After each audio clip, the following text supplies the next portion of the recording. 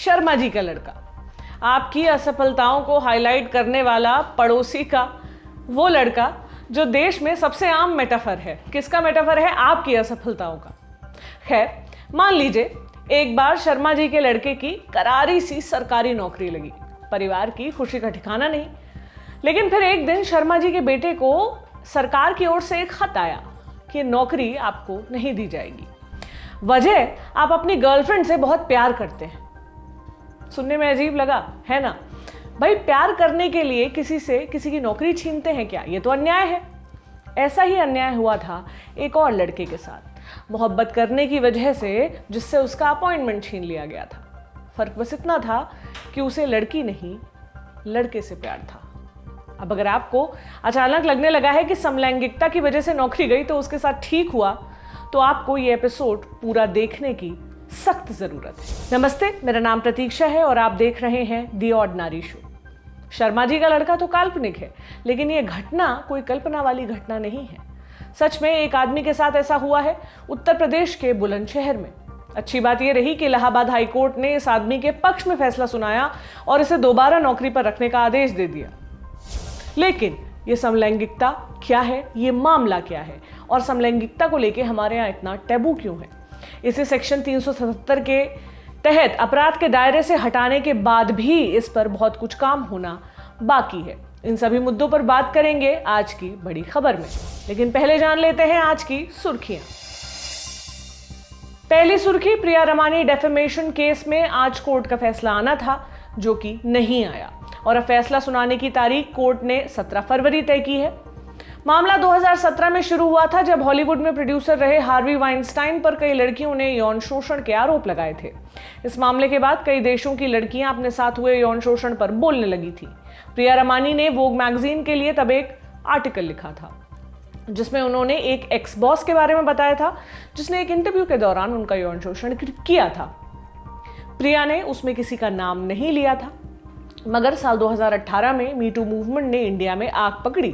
तब उन्होंने बताया कि वो एक्स बॉस एमजे अकबर थे, उस वक्त के जाने माने पत्रकार, राज्यसभा सांसद और विदेश राज्य मंत्री।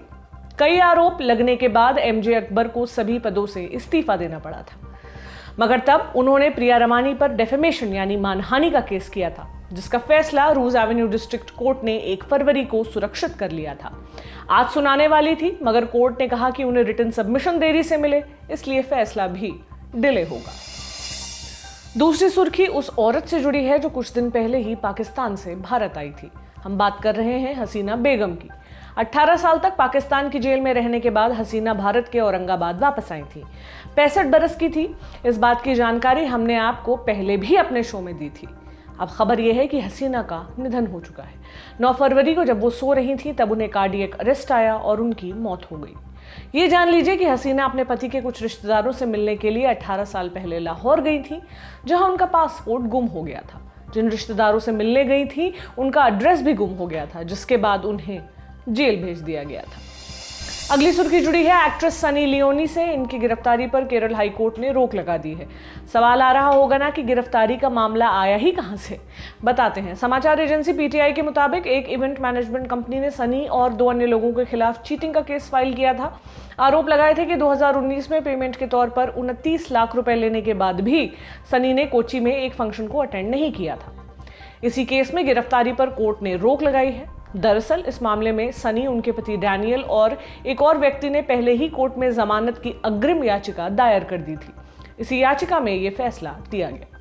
ये थी आज की सुर्खियां। लौटते हैं आज की बड़ी खबर पर। उत्तर प्रदेश का बुलंदशहर, यहाँ एक आदमी की होमगार्ड के तौर पर नौकरी लगी, लेकिन 11 जून 2019 के दिन उसका अपॉइंटमेंट कैंसिल कर दिया गया, क्योंकि उस वक्त उस आदमी से जुड़ा एक वीडियो वायरल हो गया था, जिसमें उसके होमोसेक्सुअल होने का पता चल गया था।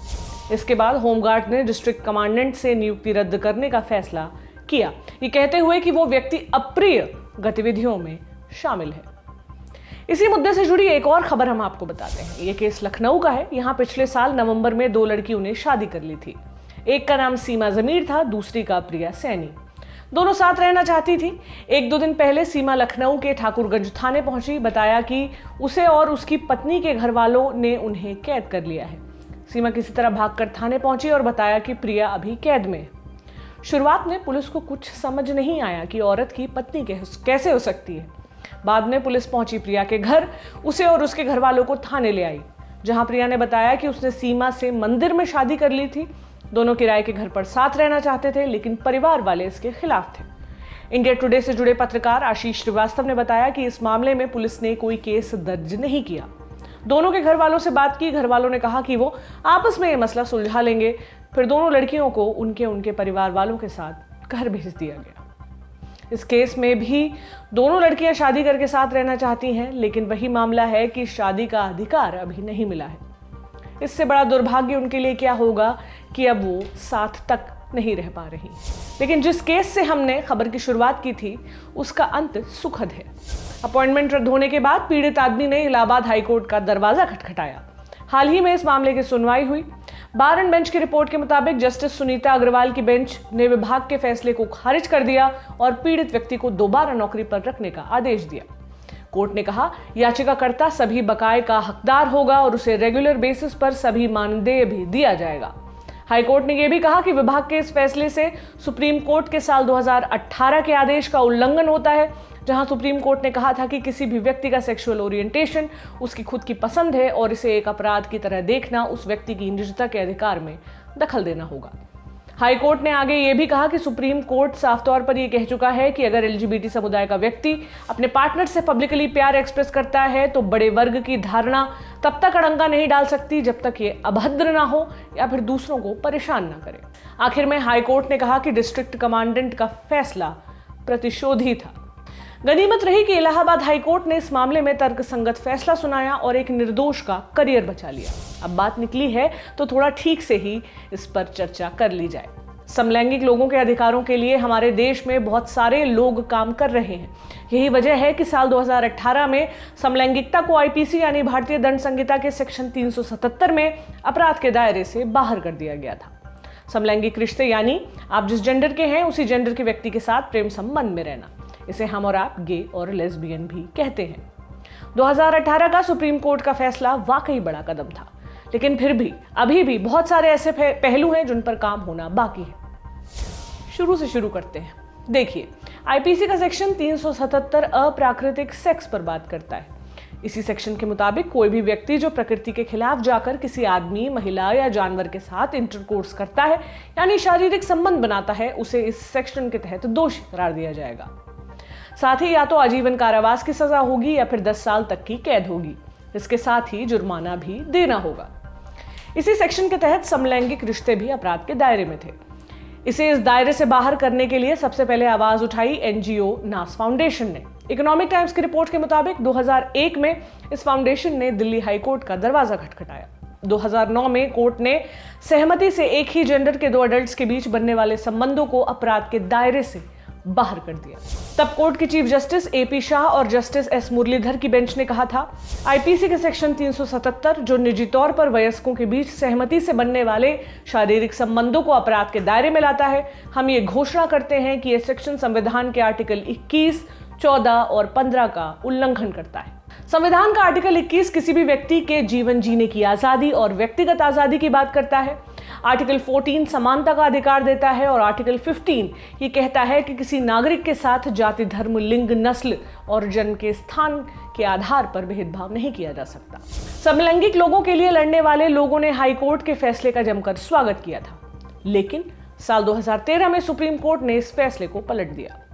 कोर्ट ने दिसंबर 2013 में कहा, सेक्शन 377 असंवैधानिकता से सफर नहीं कर रहा है और हाईकोर्ट की डिवीजन बेंच ने जो फैसला सुनाया वो कानूनी तौर पर अयोग्य है। इस फैसले के बाद कानूनी लड़ाई एक बार फिर शुरू हुई। इस फैसले के खिलाफ सुप्रीम कोर्ट में कई सारी क्यूरेटिव पिटीशन डाली गई।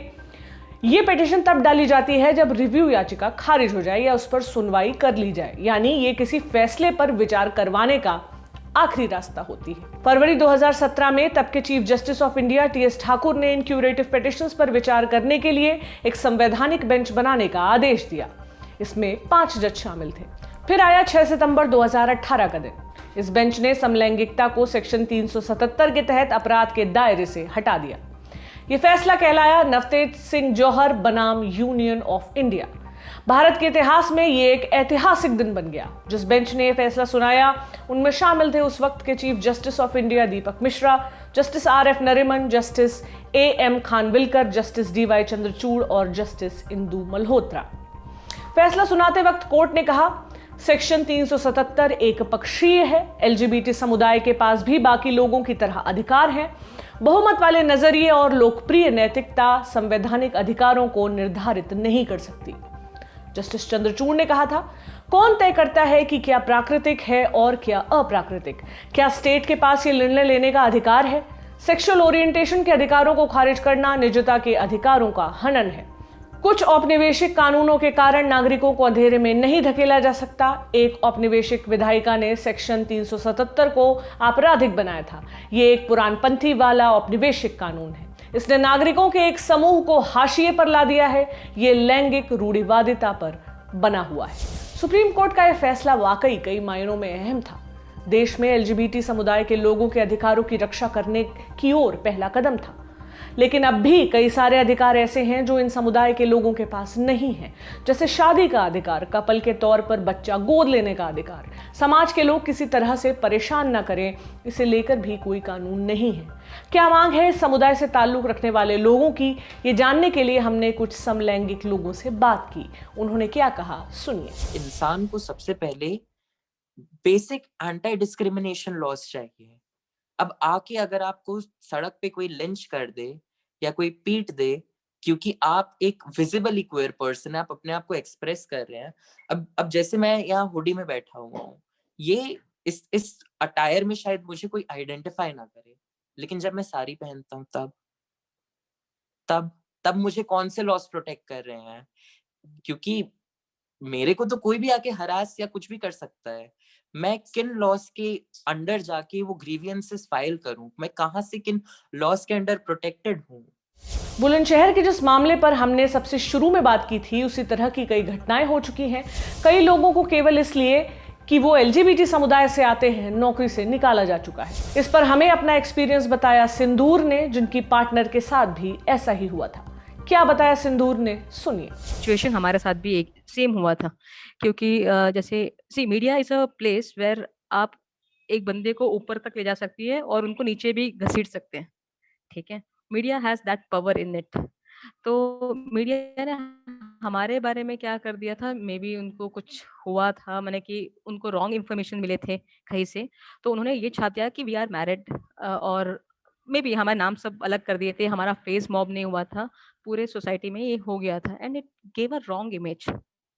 और स्फूर्ति को उसके मैंने कि हमने सिर्फ यही बोला कि हमें अपने लॉयर से मिलना है। उनके ऑफिस में जाकर हमने ये बोला कि ऑफिस में हमें लॉयर से मिलना है, तो they didn't had any clue और उनको अपने ऑफिस से निकाल दिया, दे टर्मिनेटेड हर, क्योंकि ये सब बैंगलोर मिरर में आ चुका था। और next day they wrote an apology to us, that's a different story, but उसका काम चला गया था ना।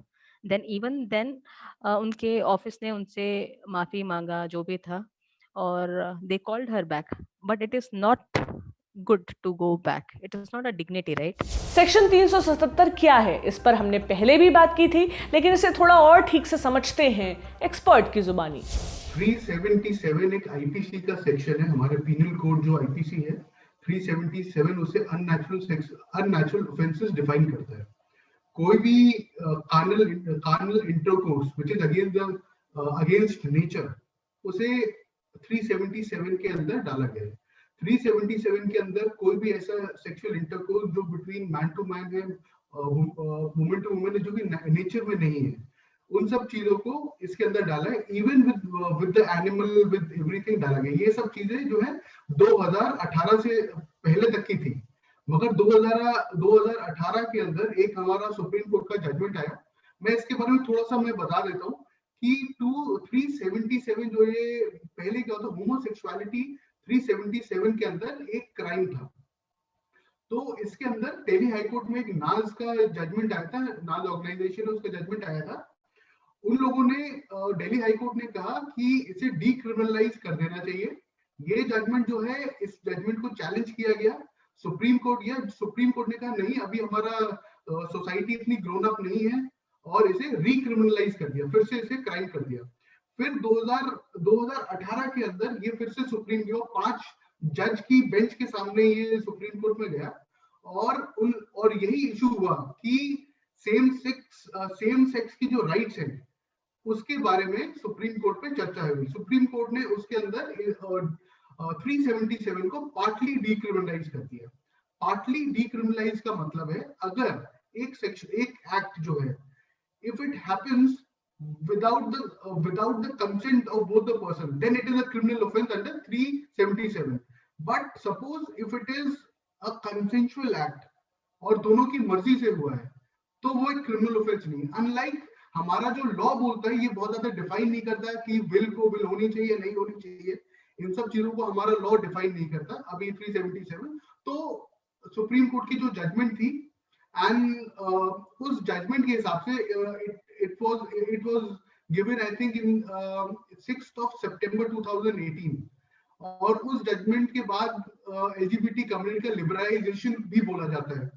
ये जो I will also point A line, ये जस्टिस इंदु मल्होत्रा जी ने जजमेंट दिया था, इसके अंदर जस्टिस इंदु मल्होत्रा जी ने एक बहुत अच्छा लाइन कोट किया था कि बिकॉज ये जो लॉ है 377 का जब हम ब्रिटिशर्स के राज में थे तब का ये लॉ है और जब आज के समय पे 2018 के अंदर जब ये डीक्रिमिनलाइज हुआ तो काफी टाइम लैप्स हो चुका था, काफी टाइम निकल गया था। तो जस्ट मैं उसे कोट करूंगा क्योंकि ये बहुत अच्छी लाइन है और सबको आपके व्यूअर्स को भी मालूम होनी चाहिए। तो I just read it because I have written that line, it is a beautiful line.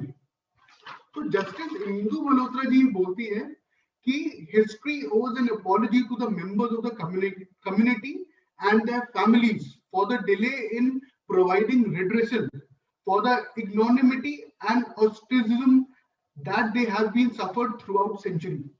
So उन्होंने अपने जजमेंट में एक माफी मांगी है, कोट अनकोट ये कहा है और ये बोला है हमें देरी हो गई इस लॉ को डाइल्यूट करने में, और ये सुप्रीम कोर्ट ने अपने जजमेंट में बोला है।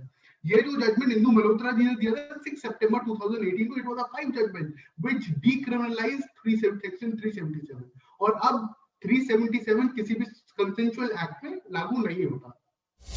कई सारी कमियां अभी दूर करने की जरूरत है। इनमें एक कमी यह है कि पुरुषों के रेप को लेकर अभी तक कोई कानून नहीं बना है।